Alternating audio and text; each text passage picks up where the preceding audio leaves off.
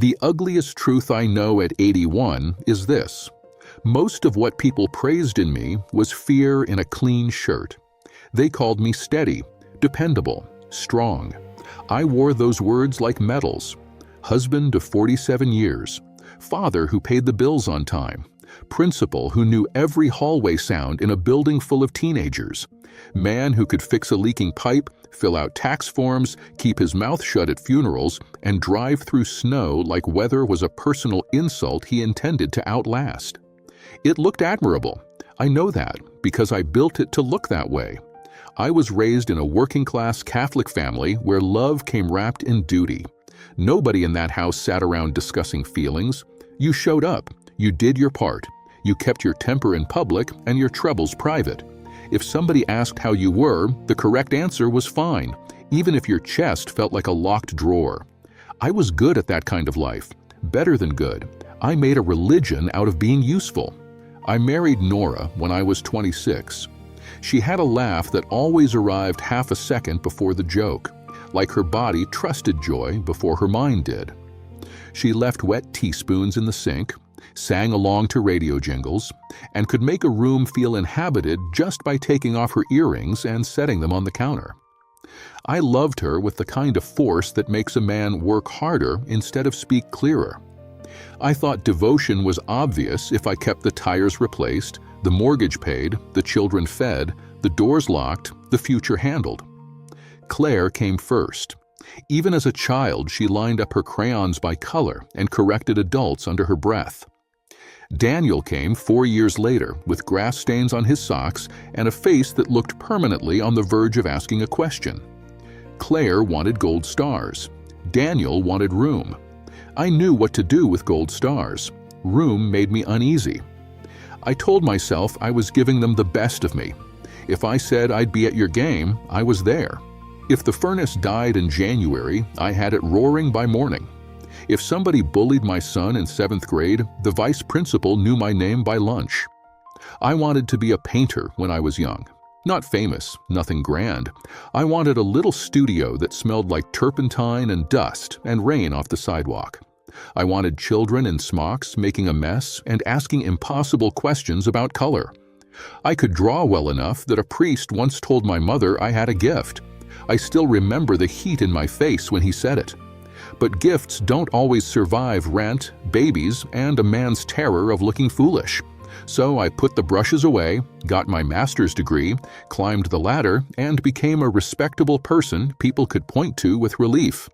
Respectable is a dangerous word. It can hide a lot of hunger.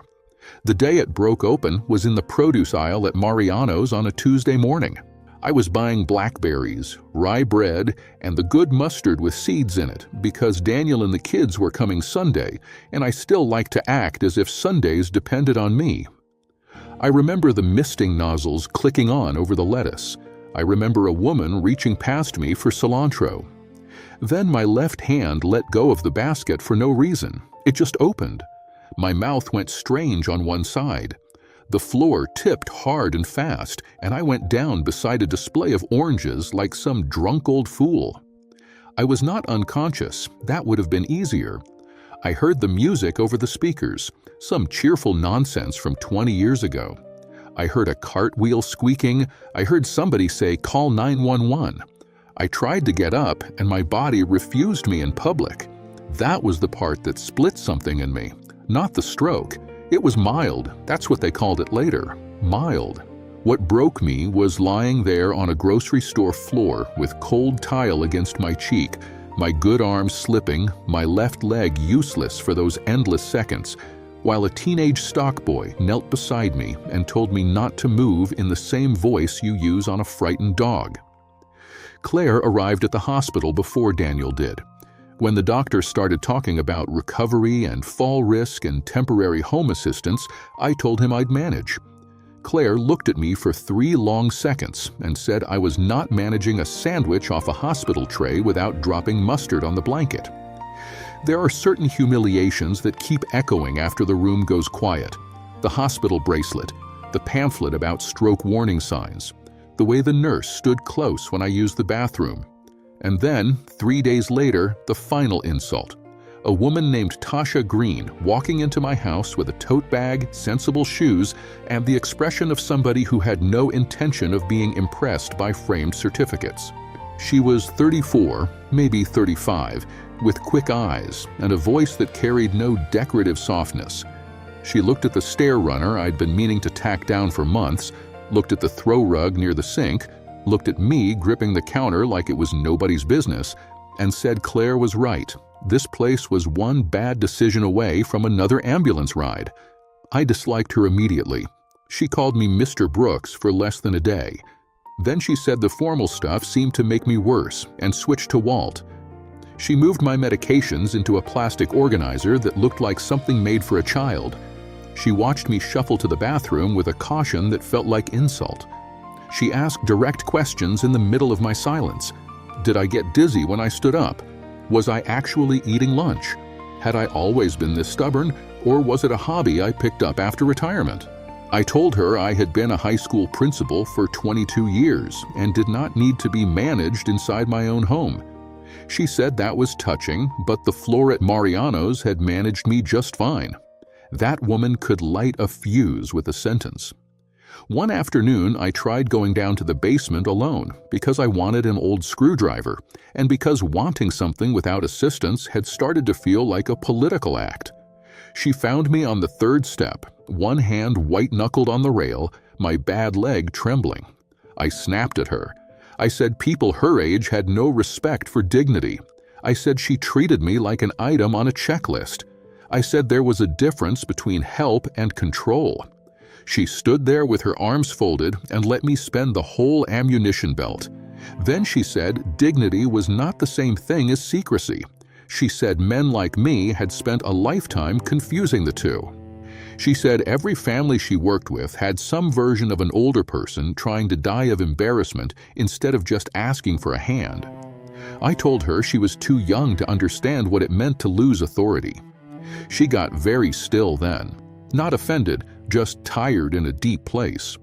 She said authority had nothing to do with it. She said when she was 12, her mother disappeared for 9 days and nobody called to explain a damn thing. She learned early that what people call strength is often just the person with the most power refusing to admit fear. Then she said something I still feel in my ribs. She said people always admire the one who never needs anything, right up until they realize that person has made it impossible to love them comfortably. I hated her for that one because it was accurate. After that fight, something shifted. Not softer exactly, clearer. She started bringing me tea the way Nora used to make it. Too hot at first, one ice cube dropped in to cool it. I started noticing the things she didn't say. The way she checked her phone and went blank for half a second before putting it face down. The way she laughed hardest at other people's jokes and almost never at her own. One rainy afternoon, I found her on my back porch after a call, sitting on the step with her elbows on her knees, crying in the quiet, furious way some people do. She wiped her face before I could retreat and said her mother had resurfaced again, wanting money, wanting rescue, wanting to be forgiven without ever being changed. Then she shrugged like the body sometimes shrugs to keep from shaking. She said she was tired of only being wanted when she was useful. That was the first time I understood we were standing inside the same wound from opposite ends of life. A week later, she found a dust-covered portfolio in the basement while clearing space for the physical therapist. My old sketches. Charcoal hands, church windows, Nora at 27 with her hair pinned up badly because she had done it in a car mirror. Between the pages was a yellowed flyer from the Parks Department. Community art classes for kids, Saturday mornings. Nora had circled the phone number in blue pen sometime in the late 80s. On the back she had written, "You would be wonderful at this." I sat at the kitchen table holding that paper like it had been mailed from a country that no longer exists. And then the memory came, sharp as vinegar. Nora in hospice, thin as a folded blanket, looking out at our side yard where the tomato cages were still standing, though the plants were dead. She asked me what I would do after she was gone. I gave her a plan. Yard work, the basement, financial paperwork, maybe a trip to see Claire. She looked at me with that exhausted tenderness wives sometimes spend on men who are failing them without meaning to. She said she knew I would manage. That wasn't what she meant. I did not understand her then. At 81, with one side of my face still slightly numb and a homemade half my age making soup in my kitchen, I finally understood. She wasn't asking whether I could function. She was asking whether there was a self in me beyond function. Whether after all those years I knew how to be a person with somebody, instead of just the one who held everything together around them. By the time I understood the question, the only person who had earned the right to ask it was dead. That is one of the crueler facts of old age. Clarity has lousy timing. I tried. After that, God help me, I did try. I asked Daniel to come by alone. He arrived with a container of chicken soup. I told him I had been too hard on him. I told him I mistook gentleness for laziness. I told him there were times I corrected him because I was afraid his looseness might infect the whole house and expose how brittle my control really was. He listened, he nodded. He cried a little, which nearly killed me. Then he said he knew I loved him. He had never doubted that. What hurt was that around me, love always felt graded. There is no clever response to a sentence like that. There is only the sound it makes when it lands. With Claire, it was different. She came over with folders about long-term planning because Claire does love in labeled tabs and backup copies. I told her I was sorry for making competence into the family religion. I told her she should not have had to become the calm one by default. She pressed her lips together and looked at the window over the sink where Nora once kept basil in a chipped mug. Then she said she appreciated hearing it, but hearing it now did not change what it had been like growing up with a father who entered every room as if there were a right answer hidden in it. She wasn't cruel, that would have been easier. She was honest. We still ate reheated lasagna after that. We still discussed the cardiologist and the grandchildren's schedules. That is another thing people do not say enough. Big truths rarely clear the weather. Sometimes they just sit at the table with the rest of dinner. Tasha took me to an art supply store a month later because she said if I was going to brood, I might as well do it with decent brushes. Painting again did not save me. I wish it had. I wish I could tell you I stood at an easel and all the locked doors flew open. The first thing I tried to paint was Nora's old blue mug with the tiny crack near the handle. The proportions were off. My hand tired fast. The color of the shadow kept going muddy. I grew angry in under 10 minutes, then ashamed of the anger, then tired. It was humiliating in a quieter way than the grocery store floor, but no less real. Still, when I looked at that clumsy little painting the next morning, I recognized something I had not felt in years. Not pride, not healing, just nakedness. I had made a thing that did not perform strength for anyone. It was simply true about my limits. I do not know how much time I have. None of us do. But at 81, the guessing game feels less theoretical. Tasha is finishing classes now. She says she might go into nursing if life stops throwing elbows. Claire still checks on me, like a field marshal with excellent cheekbones. Daniel still brings soup and never once says I told you so. My grandchildren hug me harder than my children ever did. That is not an accident. I make sure they hear me say I'm glad to see them before I ask about grades or plans or practical things. It feels late because it is late. I have stopped caring whether anyone sees me as impressive. I have stopped caring whether I look old when I use the handrail. I have stopped pretending that being needed is the same thing as being known. Those are gains, I suppose, but I do not want to dress them up too much. Some understandings come only after the damage is done. If there is anything worth saying from where I sit now, it is not noble. It is just this.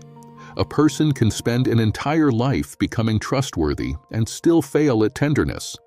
A person can be admired by his family and remain in the most important way a stranger to them. And if you train the people you love to come to you for answers, for money, for steadiness, for rescue, but never for the unguarded truth of who you are, do not be surprised when one day you fall and realize they know how to call for help, but they do not know how to reach the private part of you that is terrified. That part does not respond to respect. It never did.